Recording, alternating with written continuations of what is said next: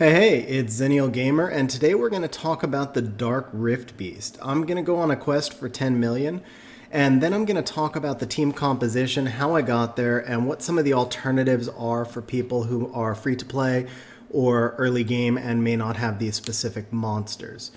Now, I will mention I got this current score 9954. It was my second run after they changed the rifts, and I have not been able to beat it since. So we're going to take advantage of having this extra long FRR today. We're going to swap a few runes around and maybe try a couple of manuals instead of auto and see if we can move up the ranking list. Okay, so let's start off by talking about the comp that has my original high score, because this is something that with just a couple of adjustments almost anybody can use, and it's going to give you a very reliable triple S score. You may not be going for 10 million depending on your runes, or you may be going for higher depending on your runes. So the Water Twins are, I'm sure everybody's familiar with the boss's Soul Chain skill, which locks down a monster until you perform 30 hits, 30 attacks, and so the Water Twins cycle that down. Ergar, the Dark Vampire Lord, he's also a multi-hitter, so he cycles that down more quickly, and then Crow's team up on his skill 2 also cycles that down a little bit faster. Crow and Brandia are both the ones that are going to be doing the biggest damage. Actually, Talia, Crow and Brandia all do the biggest damage, but Crow and Brandia scale to the negative effects of the boss, and Crow also adds Brand in addition to his turn cycling. Brandia is the only monster on this team who can give me glancing, and so she's going to boost the damage that both she and Crow do once she lands her glancing. Now I use the Water Twins because they interact really well together. Sabrina, first of all, her skill 2 can do 3 negative effects on the boss. Her skill 1 is defense break, and for the Rift runs you always want to have a skill 1 defense break if possible. And then her passive is going to increase the damage that Talia does by 20%.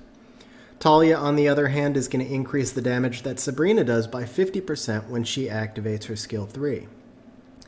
Now, the Crow and Brandia skill 3s are both 3 cooldown. The Talia skill 3 is 4 cooldown. However, whenever Sabrina goes, she reduces Talia's cooldown by 1 because they attack together. And that's one reason that I only use 2 twins on this team, because I want the Talia cooldown to always be the one that's being reduced.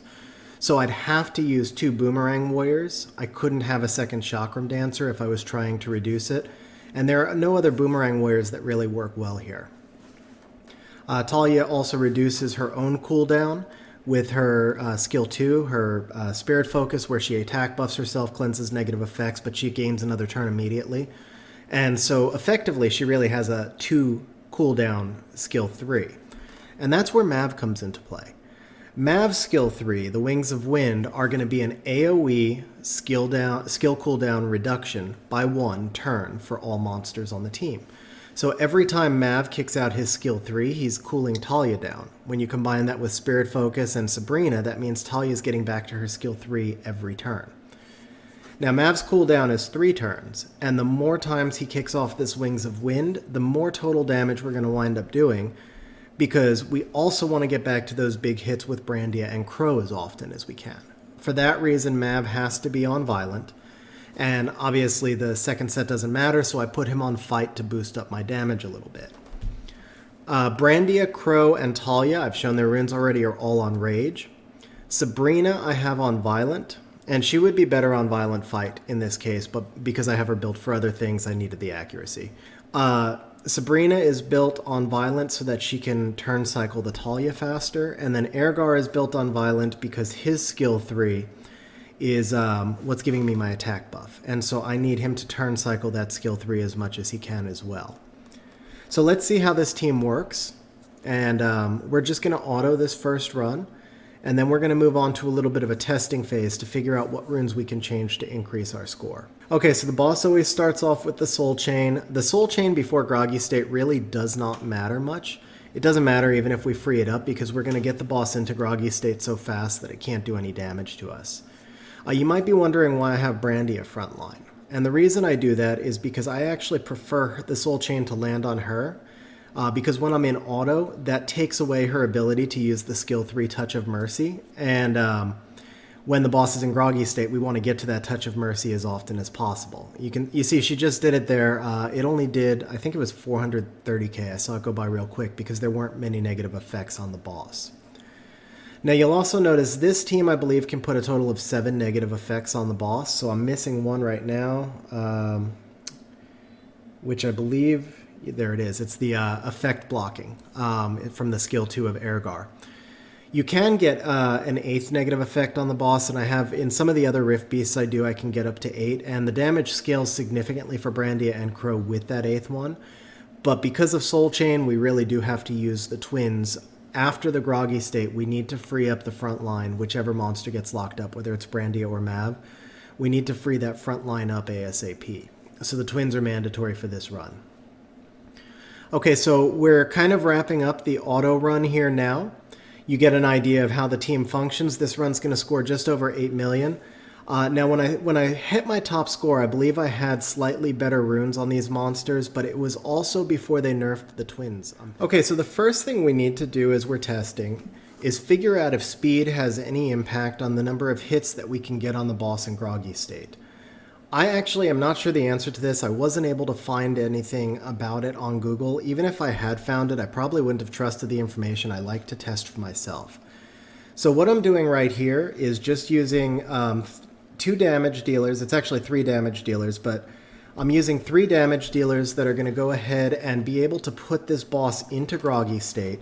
But specifically 2 of them are on Swift, and they're using Swift slot 2 runes. So I'll be able to remove those runes and reduce the speeds of those 2 monsters by 87, which is really significant, and then compare to how many hits I got the first time I came through groggy state.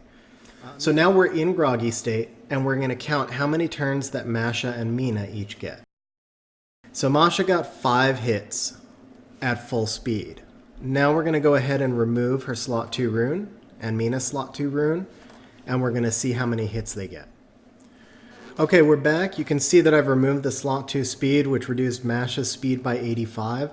Mina was actually on Swift Revenge, and the slot 2 was Revenge, so I had to remove 2 runes from her, and in total she was reduced by more than 100 speed.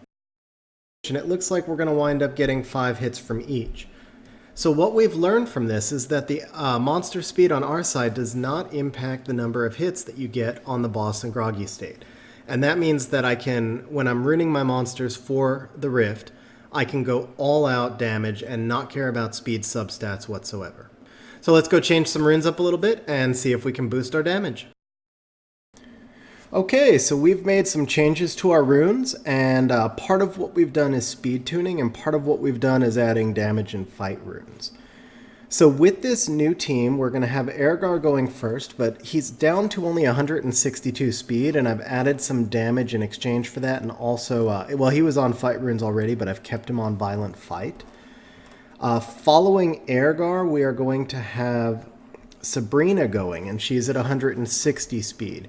She's been moved to Violent Fight. The other thing you'll notice is that the speeds are very close to each other. So what we've done is compress the speeds of the monsters quite a bit so that we're not going to have any lapping, and everybody is going to continue to go in their same turn order throughout the fight. After Sabrina, we should have Crow going. He's at 155 speed. He's been moved to Rage Fight, and the reason that Crow is going to be going next is because he serves as a backup defense breaker, and he's also going to provide that brand for Brandia and Talia. So we've got Talia going next at 152 speed, and the reason she's going next is because if somehow Sabrina misses her defense break, and then Crow doesn't go with his skill 1, Sabrina will be going again with Talia for yet another chance to defense break before Brandia goes at 149 speed. You'll notice that everybody has 1 fight set now, and then I'll be finishing with Mab at 145 speed. So let's see how this goes. Okay, so we finished up at 8.6 million, obviously quite a distance from 10 million. But the start of that fight had quite a few derps, and there was it took quite a while for them to put all of the negative attributes up. So we're going to run a couple more fights on auto and see how that goes. Okay, so we got much closer that time, 9.85. We were almost there. Had we gotten that violent proc from Mav towards the middle of the fight at the right time, I think we would have broken it that time. So maybe just a couple more tries and we should have it. Okay, so for this next run, something that we've noticed is that while Brandia in the front line is better for auto, she's not getting the attack buff off the Ergar S3 because she's under the Soul Chain half the time anyway. So we're going to try and put Ergar in the front row, and then we're going to try and time this out so that we finish putting the boss in groggy state with Talia, so that Ergar will go third right after Mav goes. Oh, still had auto on. All right, well, we'll see what this run turns into, because if I get an Ergar proc, then I could still cycle back to that turn 3. Okay, so we finished up at 9.2 that run. We're still in that 9 million range, but I still believe this team is configured is going to beat the score. I just need a run where the RNG goes in my favor. Okay, this time we'll remember to turn auto off before the boss, before Ergar goes with his S3. And getting Mav in the Soul Chain there is nice, so we'll go ahead and just pop the boss a little bit. We'll use that Sabrina S3. Skill 1 from Crow, but I'm going to attack buff the Talia before she goes. Again, we're trying to finish this out so that Talia will take first turn when the boss goes into groggy state. And the hope there is that Sabrina skill 1 will defense break as the twins go together. So now I've got my full attack buff for the team. We use the triple strike with Sabrina. The proc worked out. The proc is okay. So I've got Talia going next. We're going to use her skill 3 straight off because Sabrina will attack before Talia. So as long as I get the defense break, which I did, we are good. With Brandia here, I'm going to go ahead and just put on the debuffs right off the bat this time. And then we'll put on some more debuffs here. That was a good proc. We'll try for that heal block, which we got. So now we can add the brand, and we've got all our buffs up right away. Now the only question is, do we want to use Mav's cooldown now, or do we want to wait until the Brandia S3 has been used as well? And I think we can wait, because Crow just went with Scar, so the cooldown will benefit me the same either way. So we'll go ahead and just bop the boss. We'll go ahead and bop again with Talia. Here's the Brandia S3. 814k is not bad damage. We'll go ahead and use Team Up. And that was nice because Brandia went with Crow. Let's refresh our attack here. And then we'll take another 811k. We'll come out again. Another Scar. Now, if we could get a Violent Proc on Mav this turn or next, we're going to be looking really good.